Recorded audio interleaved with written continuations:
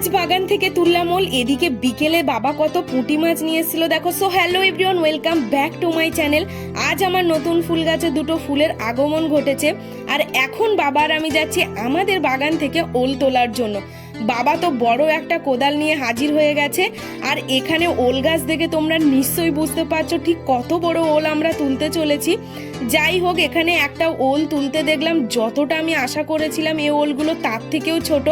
তো কিছু করার নেই, ওল গাছগুলো এখন তুলে নিতে হবে, না হলে এগুলো কিছুদিন পরে নষ্ট হয়ে যেতে পারে। আচ্ছা, তোমাদের কাদের ওল খেতে ভালো লাগে আমাকে কিন্তু জানাবে।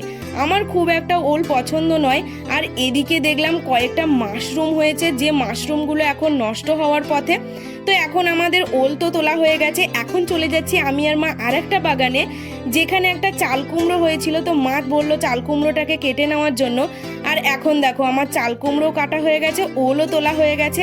আর আজ বিকেলে বাবার আটলে পড়েছে কত পুঁটি মাছ দেখো। তো এখন মা এগুলোকে কেটে নিচ্ছে। আজকে এই পর্যন্ত।